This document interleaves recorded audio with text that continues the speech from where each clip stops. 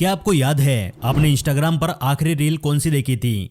आप में से 99% लोगों का आंसर होगा नहीं। आपको ये तक याद नहीं होगा कि इस वीडियो से पहले आपने कौन सी वीडियो देखी थी। और ये सब कुछ होता है स्क्रीन एडिक्शन की वजह से। आपको ज्यादा शौक होने की जरूरत नहीं है। आज के टाइम में हम सभी का यही हाल है। अभी कुछ ही दिनों पहले सोने से पहले लेटे लेटे मैं स्क्रॉल कर रहा था। मैं 10 बजे शुरू हुआ और रात के कब 2 बज गए मुझे पता तक नहीं चला।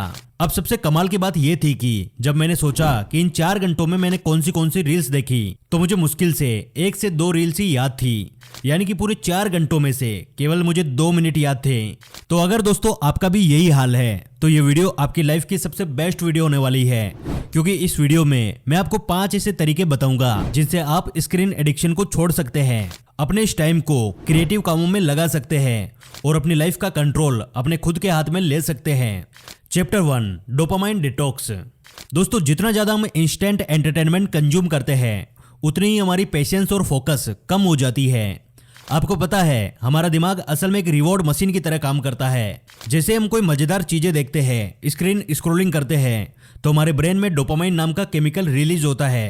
शुरुआत में तो हमें बहुत मजा आता है, क्योंकि जो खुशी हमें पढ़ाई करके, क्रिएटिव काम करके, एक्सरसाइज करके मिलती थी वो अब ऐसे ही मिलने लगी है। तो ये सारी चीजें हमें बोरिंग लगने लगती है और धीरे धीरे हम पूरी तरह से इस एडिक्शन का हिस्सा बन जाते हैं। और लगभग आज हम सभी इस चीज का हिस्सा बन चुके हैं। तो इस समस्या का एक ही समाधान है, इंस्टेंट एंटरटेनमेंट वाली चीजों से दूरी बनाना। आपको करना क्या है? आपको सिर्फ एक दिन के लिए सोशल मीडिया नहीं खोलना है, गेमिंग या स्क्रॉलिंग नहीं करनी है, बार बार नोटिफिकेशन चेक नहीं करनी है।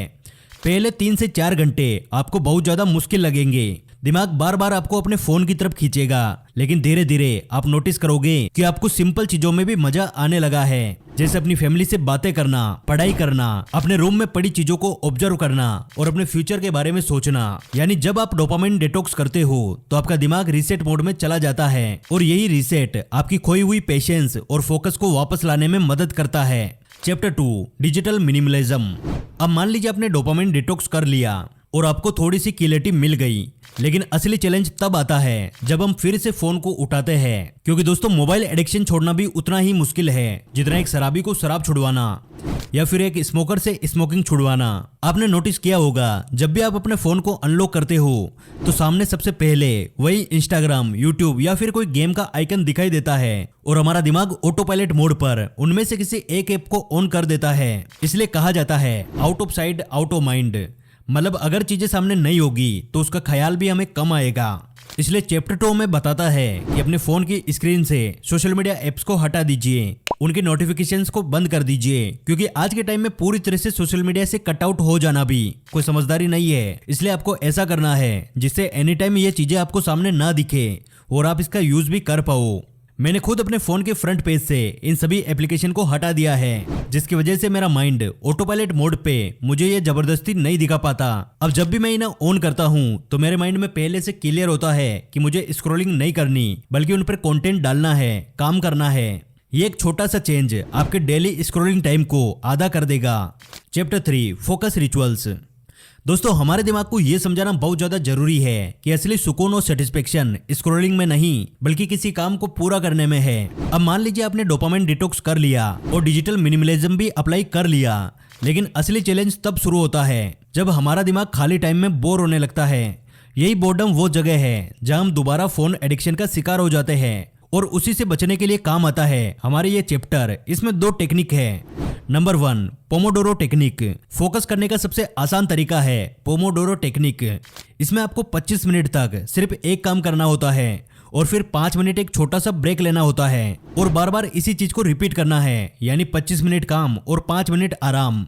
यकीन मानिए इस टेक्निक से आपका दिमाग ट्रेन हो जाता है, उसे समझ आ जाता है कि जब भी आपको बोर्डम हो तब आपको काम करना है, ना कि स्क्रॉलिंग। Number 2, deep work. जैसे अर्जुन ने अपना पूरा फोकस मछली की आंख पे किया था, उसी तरह से आपको जब भी कोई इंपॉर्टेंट काम करना हो तो अपने सारे डिस्ट्रैक्शन को हटा देना है। फॉर एग्जाम्पल, जब भी मैं एडिटिंग करता हूँ तो मेरा पूरा फोकस एडिटिंग पे होता है। जब भी मैं स्क्रिप्ट लिखता हूँ तो मेरा पूरा फोकस स्क्रिप्ट पे होता है। उस काम के बीच में ना तो मैं सोशल मीडिया यूज करता हूँ और ना ही किसी और काम की ओर जाता हूँ। Chapter 4, environment design. असल में दोस्तों, हमारी हैबिट का सबसे बड़ा ट्रिगर हमारा एनवायरनमेंट होता है। शुरुआत में मैंने आपसे कहा था out of sight out of mind, ये फॉर्मूला यहाँ भी काम करता है।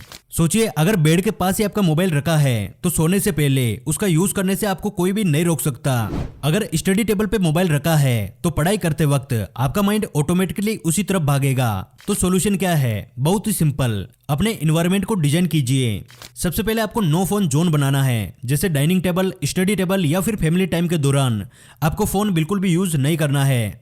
दूसरा, रात को सोने से पहले ही आपको अपने मोबाइल को किसी दूसरे कमरे में रखना है या फिर अपने बेड से दूर रखना है। शुरुआत में आपको ये सब कुछ मुश्किल लगेगा, लेकिन धीरे धीरे ये हैबिट आपके दिमाग को सिखा देगी कि रात में सोना है, वो भी बिना मोबाइल यूज किए। तीसरा, पूरे दिन में कुछ खास टाइम पे ही आपको नोटिफिकेशन चेक करनी है। हर बार बीप बजते ही अपना फोन नहीं देखना है। और इसका सॉल्यूशन सिंपल है, नोटिफिकेशन ऑफ कर दीजिए। याद रखिए दोस्तों, अगर आपका एनवायरनमेंट आपको ट्रिगर नहीं करेगा तो आपका माइंड भी धीरे धीरे काम और कंट्रोल रहने लगेगा। अब आता है इस वीडियो का सबसे important chapter, chapter 5, build your vision.